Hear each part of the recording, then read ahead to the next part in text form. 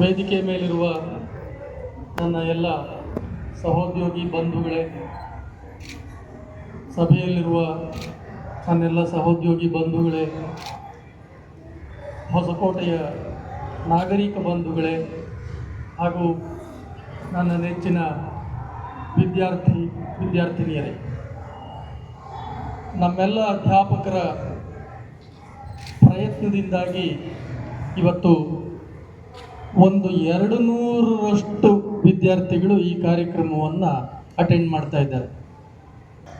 Last time national ಫೆಸ್ಟಿವಲ್ಗೆ compare ಮಾಡಿದ್ರೆ this time national festival is more colourful and more attentive. ಆ ದೃಷ್ಟಿಯಿಂದ ಇವತ್ತು ಯಾರ್ಯಾರು ಈ ಕಾರ್ಯಕ್ರಮಕ್ಕೆ ವಿಶೇಷವಾಗಿ ವಿದ್ಯಾರ್ಥಿನಿಯರು ಹಾಜರಿದ್ದೀರಿ, ನಿಮ್ಮೆಲ್ಲರಿಗೂ ನಾನು ಅಭಿನಂದನೆಗಳನ್ನು ಮತ್ತು ಧನ್ಯವಾದಗಳನ್ನು ಎರಡನ್ನೂ ತಿಳಿಸ್ತೇನೆ.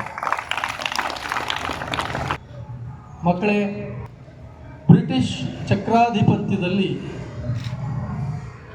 ಬಾಂಗ್ಲಾದೇಶ, ಭಾರತ, ಪಾಕಿಸ್ತಾನ ಮೂರೂ ದೇಶಗಳು ಒಟ್ಟಿಗೆ ಏಕ ದೇಶವಾಗಿ ಒಂದು ಸಿಂಗಲ್ ಜಿಯೋಗ್ರಫಿಕಲ್ ಬೌಂಡ್ರಿ ಆಗಿ ಆಡಳಿತಕ್ಕೆ ಗುರಿಯಾಗ್ತಾ ಇದ್ದವು.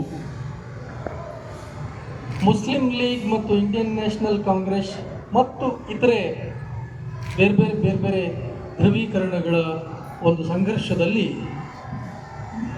ನಮ್ಮ ಅದೃಷ್ಟವೋ ದುರದೃಷ್ಟವೋ ನಮ್ಮ ದೌರ್ಭಾಗ್ಯವೋ ಈ ಏಕಚಕ್ರಾಧಿಪತ್ಯಕ್ಕೆ ಗುರಿಯಾಗಿದ್ದ ಭೂಪ್ರದೇಶ 2 ದೇಶಗಳಾಗಿ ವಿಭಜನೆಯಾಯಿತು. ಒಂದು ಪಾಕಿಸ್ತಾನ, ಇನ್ನೊಂದು ಇಂಡಿಯಾ. ಆ ನಂತರದಲ್ಲಿ ಜಿಯೋಗ್ರಾಫಿಕಲಿ ಬೇರೆ ಬೇರೆ ಪ್ರದೇಶಗಳಲ್ಲಿ ಇದ್ದಂತಹ ಬಾಂಗ್ಲಾದೇಶ ಮತ್ತು ಪಾಕಿಸ್ತಾನಗಳು ನಿರಂತರವಾಗಿ ರಾಜಕೀಯ ಸಂಘರ್ಷದಲ್ಲಿ ತೊಡಗಿದ್ವು. ಭಾರತ ಮತ್ತು ಪಾಕಿಸ್ತಾನದ ನಡುವೆ ನಿಜವಾಗಿಯೂ ಸೋದರ ಬಾಂಧವ್ಯ ಇರಬೇಕಾಗಿತ್ತು.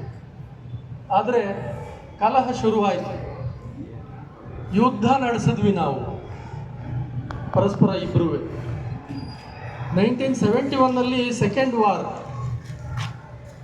ಪಾಕಿಸ್ತಾನ ಬಾಂಗ್ಲಾದೇಶಗಳ ನಡುವೆ ಯುದ್ಧ ನಡೆದು ಮಾರ್ಚ್ 26ನೇ ತಾರೀಕು ಬಾಂಗ್ಲಾದೇಶ ಪಾಕಿಸ್ತಾನದಿಂದ ಸಂಪೂರ್ಣ ಬಿಡುಗಡೆಯನ್ನು ಪಡೆದು ರಾಜಕೀಯ ಸ್ವಾತಂತ್ರ್ಯವನ್ನು ಪಡೆದು ಪ್ರತ್ಯೇಕ ರಾಷ್ಟ್ರವಾಗಿ ತನ್ನ ಅಸ್ತಿತ್ವವನ್ನು ಘೋಷಣೆ ಮಾಡಿಕೊಳ್ತು, ಇಂಡಿಯಾದ ಮಧ್ಯಪ್ರವೇಶದ ಕಾರಣದಿಂದ.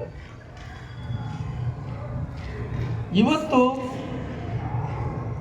ಒಂದು ಸ್ವಲ್ಪ ಹಿಂದೆ ನಡೆದ ಪುಲ್ವಾಮಾ ದಾಳಿಯನ್ನು ನಾವು ನೆನಪಿಸ್ಕೊಂಡ್ರೆ ಅದು ಹೇಗೆ ನಮ್ಮ ರಾಷ್ಟ್ರೀಯತೆಗೆ ಮಾರಕವಾಗಿ ಅದು ಥ್ರೆಟ್ ಆಗಿ ಪರಿಣಮಿಸಿತ್ತು ಅನ್ನುವುದನ್ನು ನಾವು ನೆನಪಿಸ್ಕೊಳ್ಬೋದು.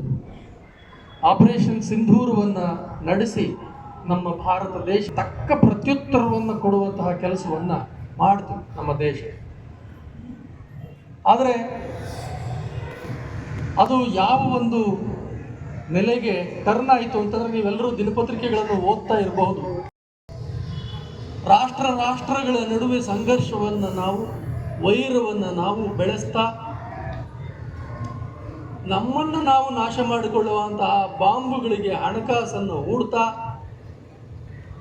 ನಮ್ಮ ದೈನಂದಿನ ಬಳಕೆಯ ವಸ್ತುಗಳ ಮೇಲೆ ಅಂತಾರಾಷ್ಟ್ರೀಯವಾಗಿ ಸುಂಕಗಳನ್ನು ಹೇರಿಸಿಕೊಳ್ತಾ, ಇನ್ಯಾವನು ಎದುರಿಗೋ ನಮ್ಮ ತಲೆಯನ್ನು ತಗ್ಗಿಸ್ತಾ ಬಾಳಬೇಕಾದಂತಹ ಇಕ್ಕಟ್ಟಿನಲ್ಲಿ ನಾವು ಇದ್ದೀವಿ ಮಕ್ಕಳೇ. ಹೀಗಿರುವಾಗ ಅಂತಾರಾಷ್ಟ್ರೀಯ ಸಂಬಂಧಗಳನ್ನು, ಇಂಟರ್ನ್ಯಾಷನಲ್ ರಿಲೇಷನ್ಸನ್ನು ಹೇಗೆ ನಾವು ರೂಪಿಸಿಕೊಳ್ಳಬೇಕು, ರೂಢಿಸಿಕೊಳ್ಳಬೇಕು ಅನ್ನುವಂತಹ ಎಚ್ಚರ, ಅನ್ನುವಂತಹ ಪ್ರಜ್ಞೆ ನಮ್ಮೆಲ್ಲರಲ್ಲಿ ಮೂಡಬೇಕಾಗಿದೆ.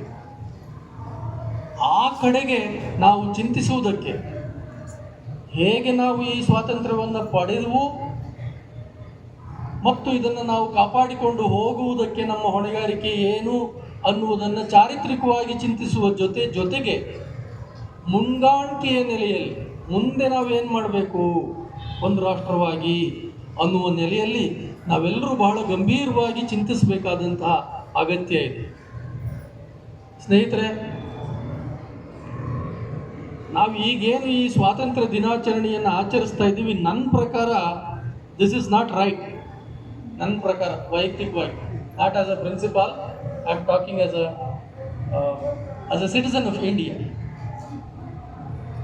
ಹೇಗೆ ಅಂದರೆ ಗಣರಾಜ್ಯೋತ್ಸವ, ಸ್ವಾತಂತ್ರ್ಯ ದಿನಾಚರಣೆ ಇವುಗಳನ್ನು ನಾವು ರಾಷ್ಟ್ರೀಯ ಹಬ್ಬಗಳು ಅಂತ ಘೋಷಣೆ ಮಾಡ್ಕೊಂಡಿದ್ದೀವಿ, ಹಾಗೆಯೇ ನ್ಯಾಷನಲ್ ಹಾಲಿಡೇಸ್ ಅಂತ ಘೋಷಣೆ ಮಾಡ್ಕೊಂಡಿದ್ದೀವಿ. ಯಾಕೆ ಇವುಗಳು ರಜಾ ದಿನ ಆಗಬೇಕು? ಇವುಗಳು ರಜಾ ದಿನ ಆಗಬಾರ್ದು. 1 ಗಂಟೆ ಬರೋದಕ್ಕೂ ಬಂಧನ ಬೀಳಬೇಕಾದಂತಹ ದುಸ್ಥಿತಿನಲ್ಲಿದ್ದೀವಿ ನಾವು. ಎಂಥ ದೌರ್ಭಾಗ್ಯ! ಈ ರೀತಿ ಆಚರಣೆ ಮಾಡಬಾರ್ದು. ನಾವು ವರ್ಕಿಂಗ್ ಡೇ ಮಾಡಬೇಕು. ವರ್ಕಿಂಗ್ ಡೇ ನಡುವೆ 1 ಅವರ್ ಇದನ್ನು ಆಚರಣೆ ಮಾಡೋದಕ್ಕೆ, ಇದನ್ನು ನೆನಪಿಸ್ಕೊಳ್ಳೋಕೆ, ಅಥವಾ 1-2 ಗಂಟೆ ಒಂದು ಸಮಾರಂಭ ಮಾಡಿ ಇದನ್ನು ನೆನಪಿಸ್ಕೊಳ್ಳೋಕೆ, ಮಿಕ್ಕಂತೆ ದೈನಂದಿನ ಕೆಲಸವನ್ನು ಮಾಡೋದಕ್ಕೆ ನಾವು ತೊಡಗಬೇಕು.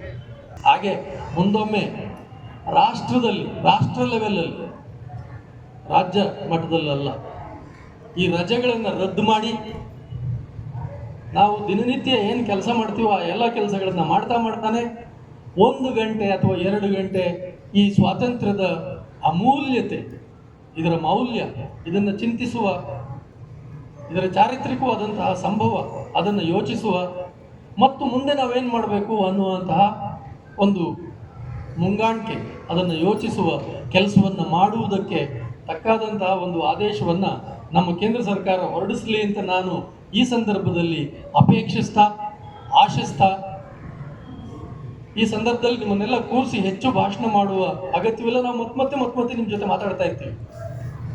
ಆಮೇಲೆ ನಮ್ಮ ಮನಸ್ಸುಗಳೆಲ್ಲ ಹೇಗಿದ್ದಾವೆ ಅಂತಂದರೆ, ಅಯ್ಯೋ ಸಾಕು ಬಿಡಿ ಸಾಕು,